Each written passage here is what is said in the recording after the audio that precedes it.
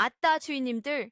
오늘도 잘 지내셨소? 춘심이가 또 재미나게 들려드릴 이야기가 있으니께 얼른 앉으시고 귀 쫑긋 세워두소. 이야기의 시작은 저 멀리 남쪽 바다, 제주도로 향하던 큰 배 위에서부터랍니다. 김진사가 아버지의 부임지로 가던 길이었지요. 이 김진사로 말할 것 같으면 태어나서 손에 물 한 방울 묻혀본 적 없고 숟가락 하나 제 손으로 들어본 적 없는 그야말로 온실 속의 화초 같은 양반이었습니다. 헌데 하늘도 무심하시지. 갑자기 먹구름이 몰려오더니 집채만한 파도가 배를 덮친 것이 아니겠소? 아이고, 사람 살려.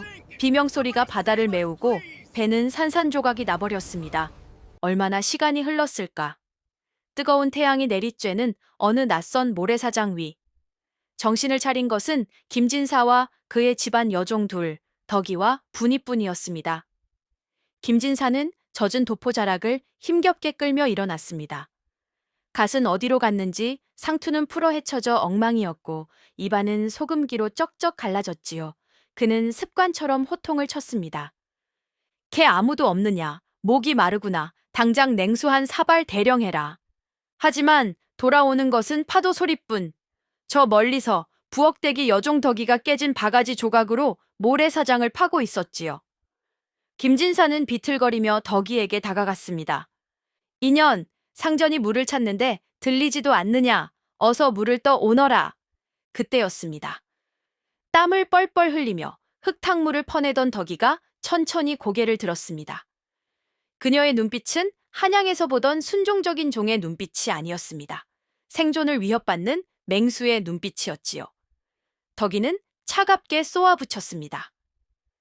목이 마르십니까, 나리? 그럼 무릎을 꿇고 직접 땅을 파시지요. 여기는 한양이 아닙니다. 나리가 마실 물을 내가 왜 팝니까? 김진사는 뒷목을 잡고 넘어갈 뻔했습니다. 이 무엄한 것, 네가 미쳤구나. 하지만 덕이는 대꾸도 하지 않고 등을 돌려버렸습니다. 이것이 바로 그 처절하고도 웃지 못할 무인도 생존기의 첫 장면이었답니다. 첫날의 충격이 가시기도 전에 무인도의 현실은 냉혹하게 다가왔습니다. 김진사는 여전히 자신이 양반이라는 착각 속에 빠져 있었지요. 그는 젖은 도포를 말리겠다며 나뭇가지에 걸어놓고는 헛기침을 하며 덕이와 분이에게 이것저것 지시를 내리기 시작했습니다. 분이야, 너는 저쪽 숲으로 가서 먹을 만한 과실이 있는지 살펴보거라. 덕이 너는 물을 더 확보하고 내가 쉴 만한 그늘을 만들거라. 하지만 두 여종은 콧방귀도 뀌지 않았습니다. 분이는 파도에 떠밀려온 밧줄 조각과 나무 판자를 주워 모으느라 바빴고 덕이는 숲속으로 사라져 버렸지요. 허허, 이것들이 단체로 실성을 했나. 김진사는 홀로 덩그러니 남겨졌습니다. 배는 꼬르륵거리고 목은 타들어가는데 할 수 있는 것이라곤 아무것도 없었지요. 그는 평생을 글공부만 했습니다.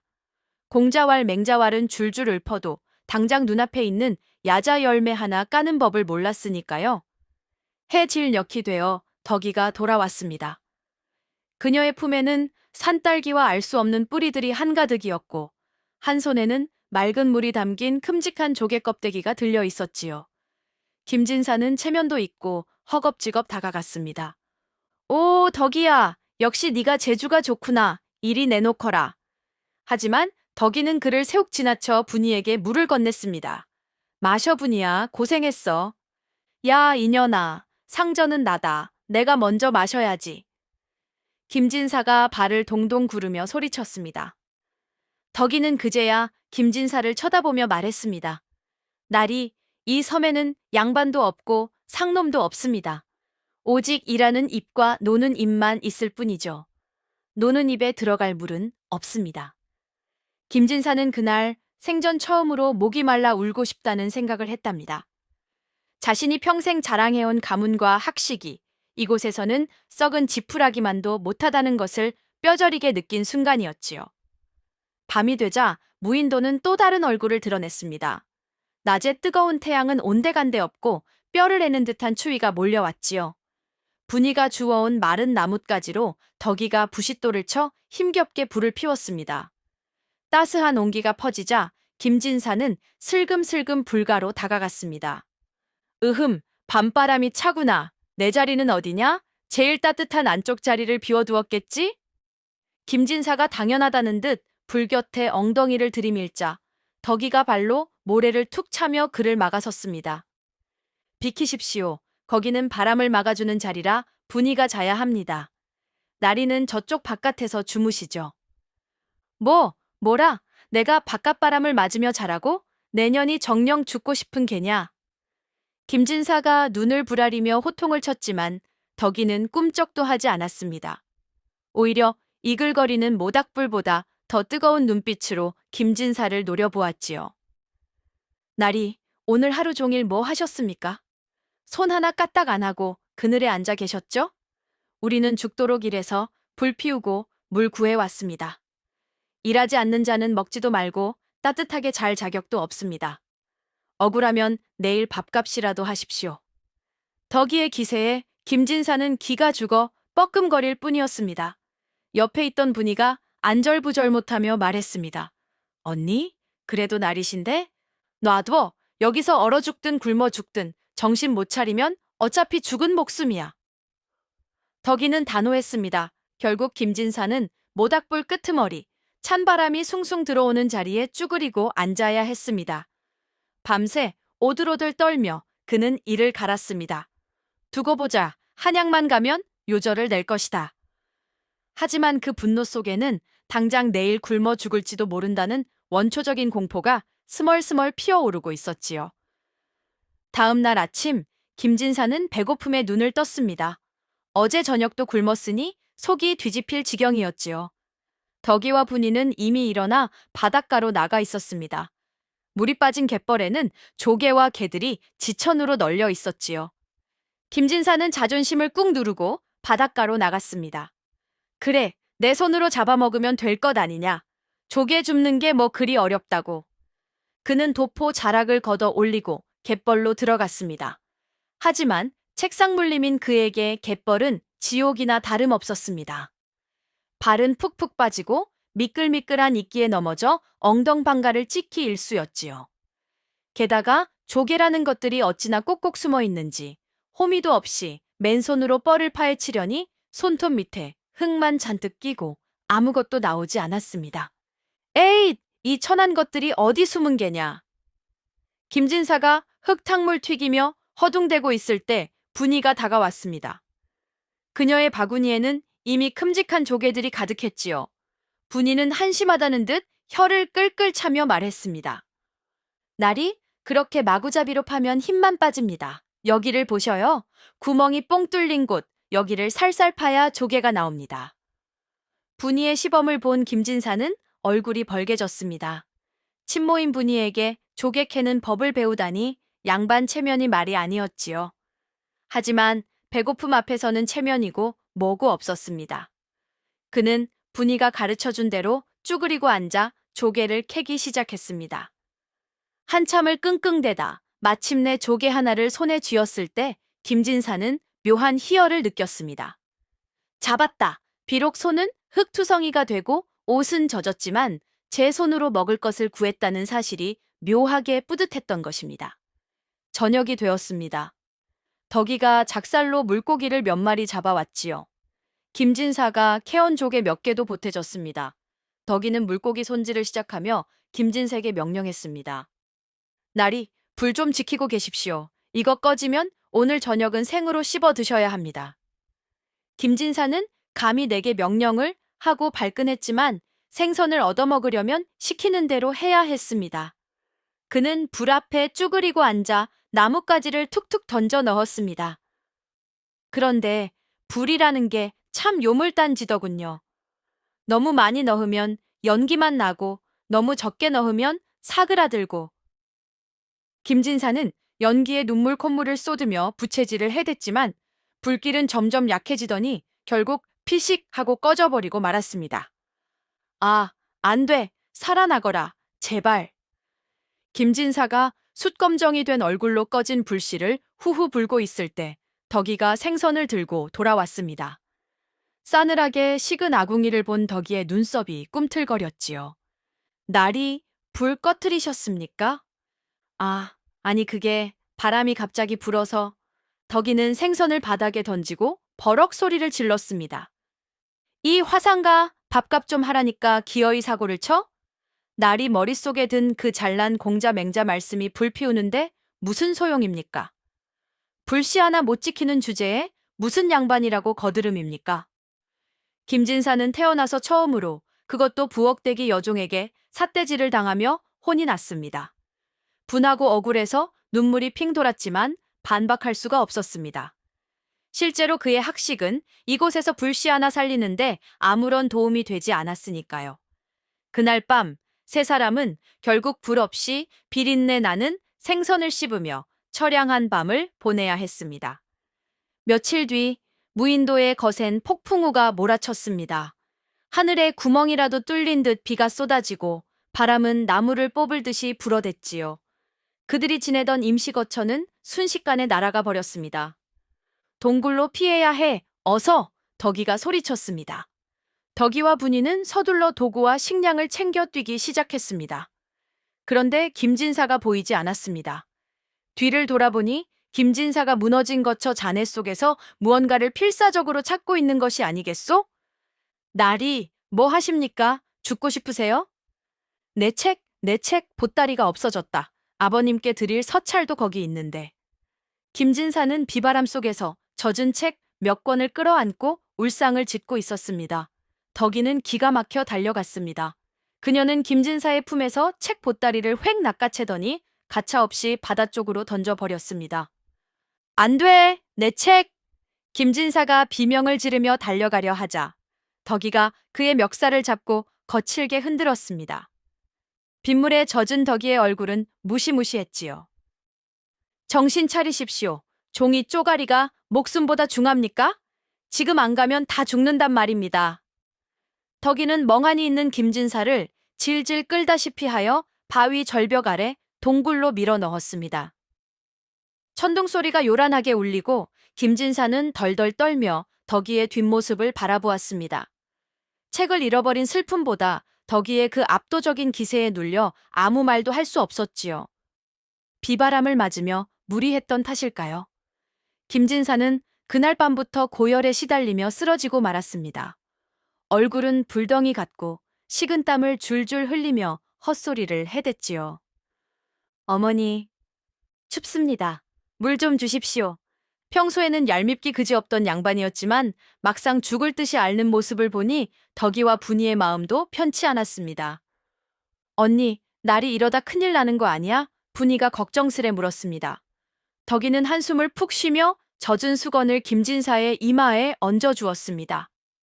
밉상이어도 어쩌겠니? 여기서 송장 치울 수는 없잖아. 두 여종은 밤새 잠도 자지 않고 김진사를 간호했습니다.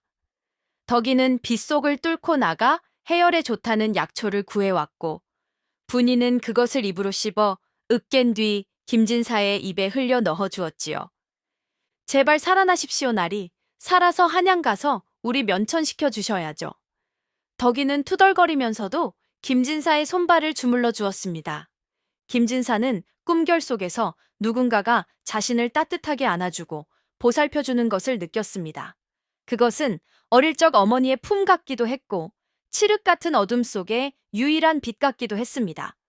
꼬박 사흘을 앓던 김진사가 마침내 눈을 떴습니다. 열은 내렸지만 몸은 천근만근이었지요. 그가 눈을 뜨자 가장 먼저 보인 것은 모닥불 옆에서 쪽잠을 자고 있는 덕이와 분이의 퀭한 얼굴이었습니다. 두 사람의 얼굴은 흙투성이의 피로가 가득했고 손은 약초 물이 들어 시퍼렇게 변해 있었습니다. 김진사는 순간 가슴이 뭉클해졌습니다. 이 아이들이 나를 살렸구나. 그는 평생 아랫사람의 노고를 당연하게 여기며 살아왔습니다. 하지만 죽음의 문턱을 넘나들고 나니 자신을 위해 헌신한 두 여종의 진심이 비로소 보이기 시작한 것입니다. 잠에서 깬 분이가 김진사를 보고 환하게 웃었습니다. 날이 정신이 드셔요? 김진사는 목이 메어 말이 잘 나오지 않았습니다. 그는 마른 침을 삼키며 더듬더듬 입을 열었습니다. 고맙다.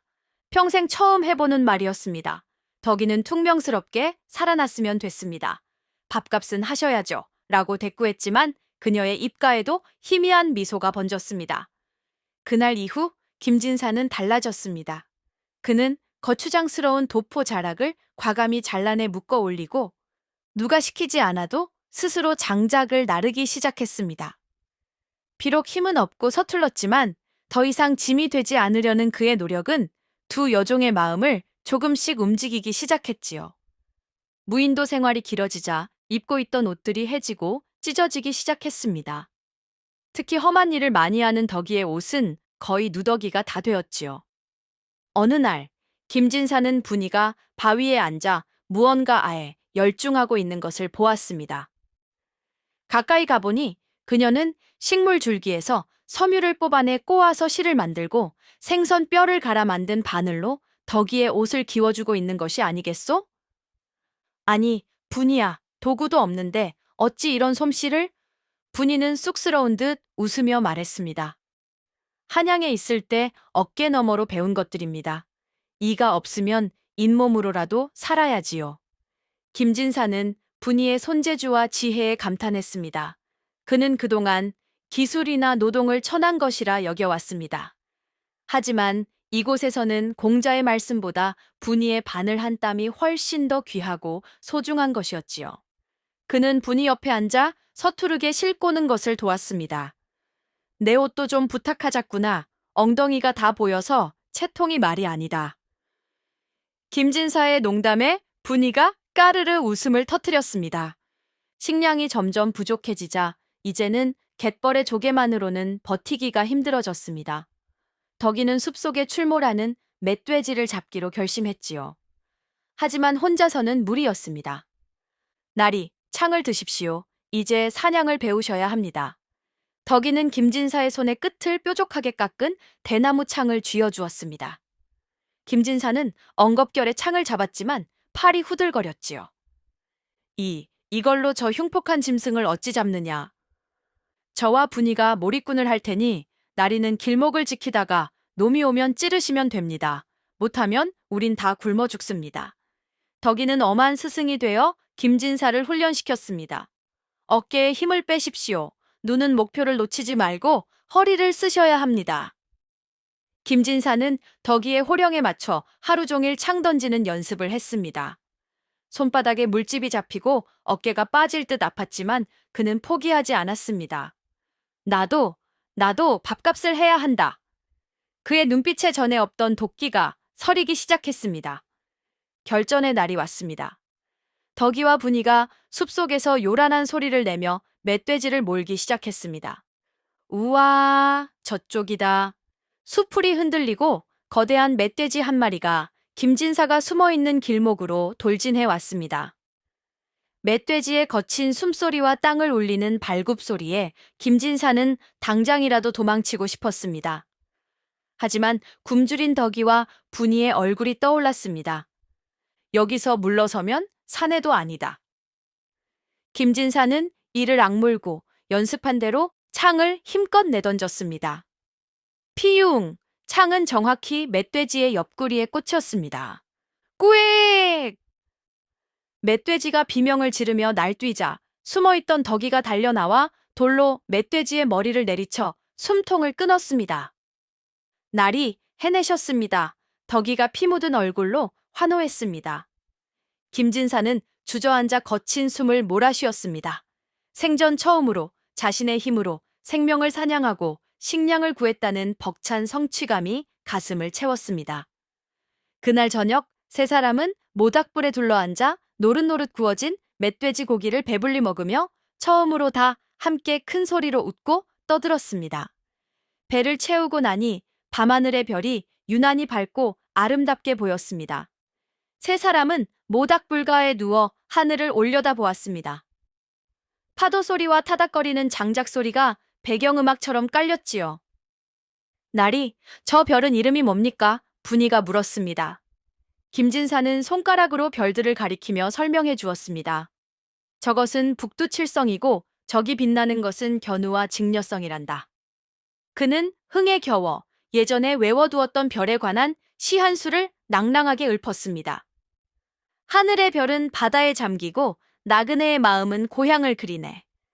이전에는 그저 지루하고 쓸모없게만 들렸던 김진사의 글 읽는 소리가 오늘 밤은 왠지 모르게 낭만적이고 아름답게 들렸습니다.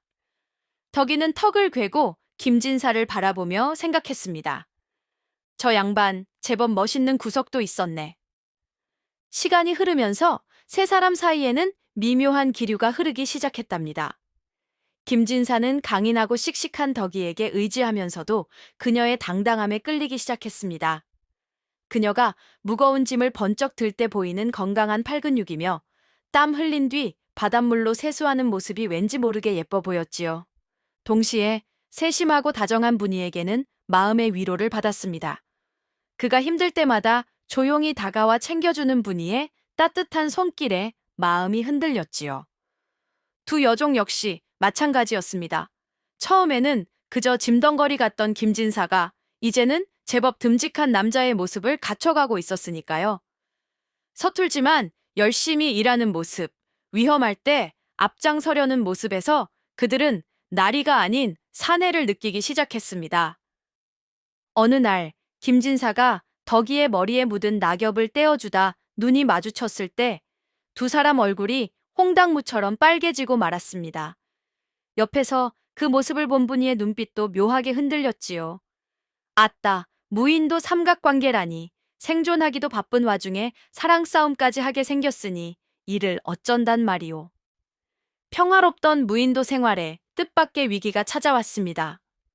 어느 날 아침 수평선 너머에서 낯선 배 한 척이 나타나 섬 해변에 정박한 것입니다. 구조선인가 싶어 기뻐하며 달려가려던 찰나 덕이가 김진사를 낚아챘습니다. 쉿! 엎드리십시오. 저건 왜구들의 배입니다. 그들은 남해안을 약탈하고 밀무역을 일삼는 흉악한 왜구들이었습니다. 배에서 내린 10여 명의 왜구들은 칼과 조총으로 무장하고 있었고 섬을 수색하며 잠시 쉬어갈 모양이었습니다. 세 사람은 숲속 깊은 곳에 몸을 숨기고 숨을 죽였습니다. 발각되면 목숨이 위험한 상황. 김진사의 심장은 터질 듯이 뛰었습니다. 어찌하면 좋으냐. 저들이 우리를 발견하면 가만히 숨어 있다가 떠나기를 기다려야죠. 덕이가 속삭였습니다. 하지만 왜구들은 섬에 꽤 오래 머물 작정인 듯 천막을 치고 술판을 벌이기 시작했습니다. 게다가 그들이 진을 친 곳은 하필이면 세 사람의 식수원인 샘물 근처였습니다. 이대로 가다가는 목말라 죽거나 들키거나 둘 중 하나였습니다. 덕이는 초조해하며 작사를 고쳐 잡았습니다. 안 되겠습니다. 밤에 기습해서 몇 놈이라도 해치우고 물을 확보해야겠습니다. 안 된다. 저들은 조총까지 가지고 있어. 무모한 짓이다. 김진사가 덕이의 팔을 잡고 말렸습니다. 그럼 어쩌란 말입니까? 굶어 죽으란 말입니까? 김진사의 눈이 반짝였습니다. 그는 잠시 생각에 잠기더니 입가에 회심의 미소를 띄었지요.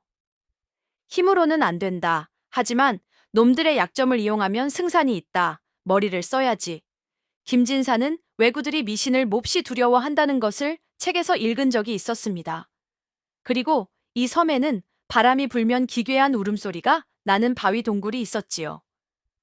귀신 소동을 벌이는 거다. 놈들을 공포에 질리게 해서 스스로 도망치게 만드는 거야. 김진사는 바닥의 나뭇가지로 작전 지도를 그리며 덕이와 분이에게 역할을 분담해 주었습니다. 그의 모습은 더 이상 쓸모없는 샌님이 아니라 작전을 지휘하는 장군처럼 늠름해 보였습니다.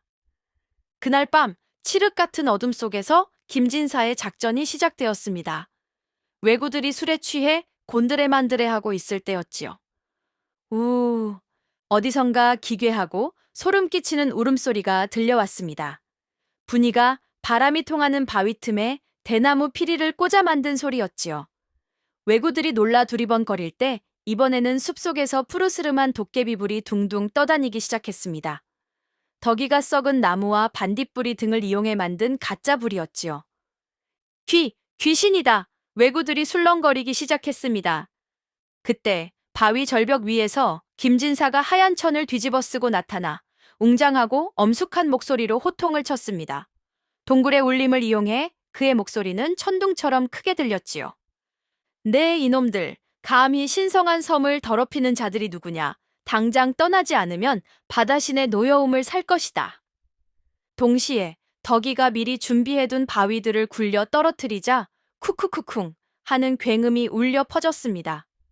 공포에 질린 왜구들은 혼비백산하여 무기도 버리고 배로 도망치기 바빴습니다. 아이고, 살려주십시오. 도망가자. 왜구들의 배가 허둥지둥 섬을 떠나는 모습을 보며 세 사람은 바위 뒤에서 배를 잡고 웃었습니다. 하하하, 꼴 좋다. 나리의 목소리가 저렇게 큰 줄은 처음 알았습니다. 왜구들이 떠나고 난 뒤 해변에는 그들이 버리고 간 쌀과 술, 그리고 각종 도구들이 널려 있었습니다. 세 사람은 횡재를 한 셈이었지요.